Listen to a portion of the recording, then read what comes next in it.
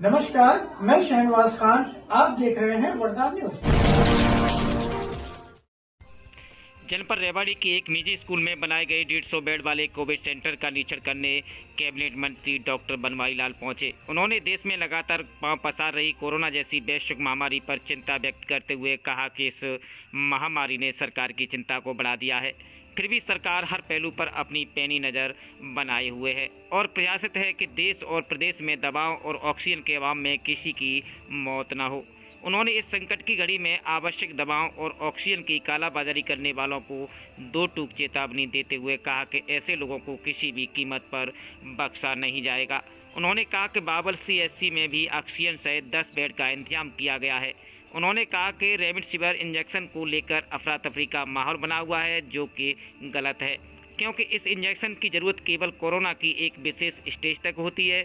इसलिए चिकित्सक की सलाह माने तो इलाज और भी है। ऐसा नहीं है कि केवल रेमडेसिविर से ही मरीज की जान बच सकती है।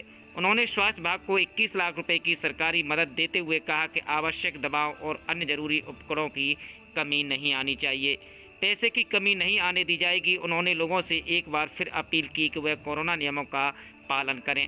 मास्क और सामाजिक दूरी ही इस वैश्विक महामारी का एक मात्र विकल्प है। रेवाड़ी से वरदान न्यूज संवाददाता चैन सिंह की रिपोर्ट।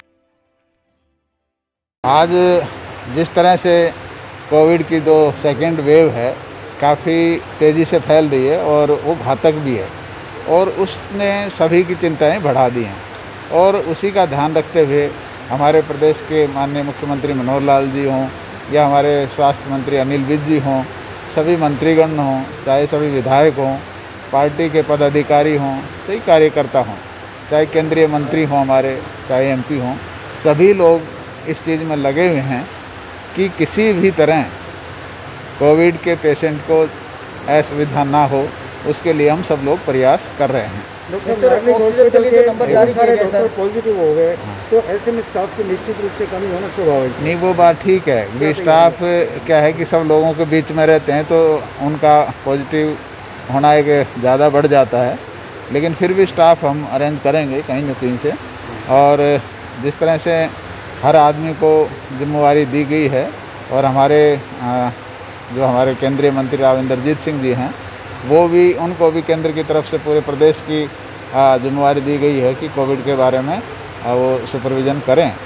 तो जो भी हमारी समस्या होती है, चाहे वो ऑक्सीजन की हो, चाहे वो बेड की हो, चाहे रेमडेसिविर इंजेक्शन की हो, चाहे प्लाज्मा की हो या और किसी तरह की भी कोई दिक्कत हो, वो हम समय समय पर उनको बताते रहते हैं और वो ऊपर केंद्र में इस बारे में पैरवी करते हैं। और कल भी बात हुई थी तो उन्होंने कहा कि जो हमारा हरियाणा का जो ऑक्सीजन का कोटा है वो भी हमारा बढ़ गया है, उन्होंने पैरवी की होगी।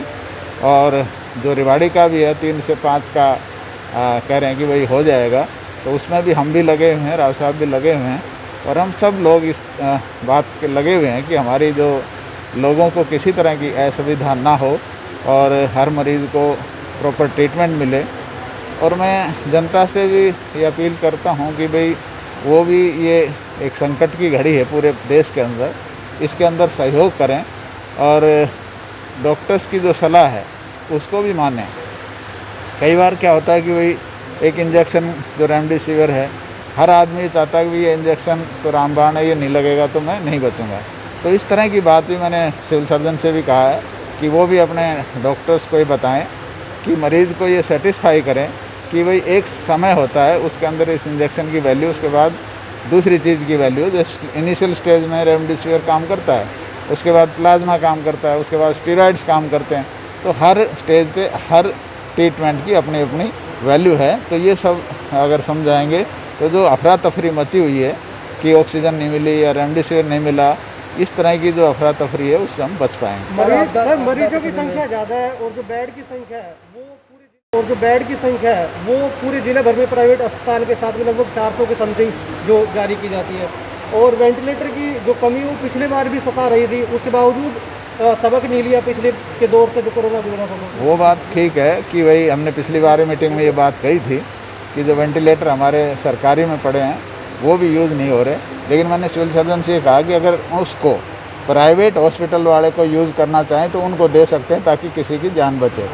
और जो ऑक्सीजन की डिमांड है, बेड की संख्या है। बेड की संख्या अभी देखा होगा, मैंने 2 दिन पहले जब मीटिंग ली थी तो मैंने कहा था कि भाई एक्स्ट्रा बेड जनरेट करें।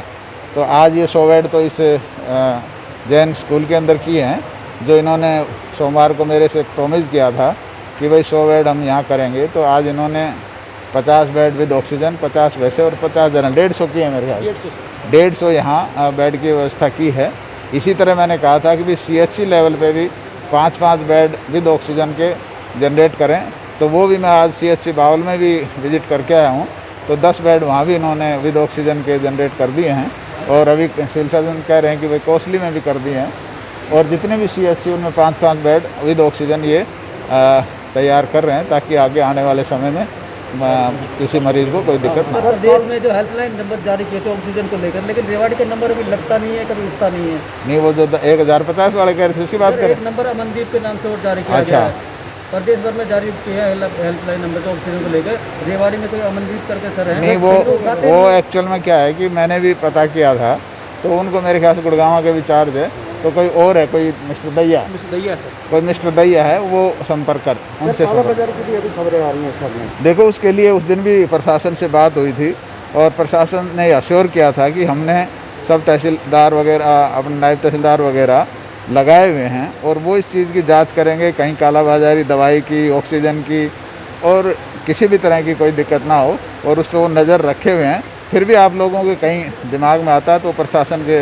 नॉलेज में लाएँ, उस पर कार्रवाई करेंगे, और कालाबाजारी जो भी करेगा उसके खिलाफ सख्त से सख्त कार्रवाई हम करेंगे। कोविड का जो प्रोटोकॉल है वो सरकार ने निर्देश जारी किए हुए, कल सेक्शन 144 भी लगा दिया है, लेकिन कहीं फॉलो नहीं हो रहे नियम, ना कोई कराने के लिए नज़र आ रहा है प्रशासन कहीं किसी को जागरूक कर रहा हो या कोई नियम का पालन कराने के लिए जा रहा हो। चलो, यही तो मैं जनता से अपील कर रहा हूँ कि भाई सरकार ने जो गाइडलाइंस बार बार सरकार देती है, उन गाइडलाइंस का हमें पालन करना चाहिए, क्योंकि जब तक हम मास्क नहीं लगाएंगे, दूरी बना के नहीं रखेंगे, सैनिटाइजेशन का उपयोग नहीं करेंगे, तो हम इस बीमारी से नहीं बच पाएंगे। तो मैं आपके माध्यम से जनता से भी अपील करता हूं कि जो सरकार के दिशा निर्देश आते हैं तो उनको पालना करना चाहिए। ज़रूरी नहीं कि डंडे से ही करवाया जाए, बाकी जनता को अपने आप भी देश हित में देखते हुए इन सभी पालन करनी चाहिए। सर, एक आपने सामाजिक कोटे से 21 लाख रुपए की देने की भी बात की। हाँ, वो उस दिन मैं आया था, तो जब देखा कि भाई किसी चीज़ की अगर कोई कमी है, तो जो भी इक्विपमेंट्स की कोई कमी है, तो उसके लिए मैंने 21 लाख रुपए अपने डिस्क्रिप्टिव कोटा से दिए हैं, और आगे भी अगर किसी तरह की भी कोई दिक्कत होगी तो आगे भी पैसे की कोई कमी नहीं है। पैसे की वजह से हम किसी मरीज़ को मरने नहीं देंगे।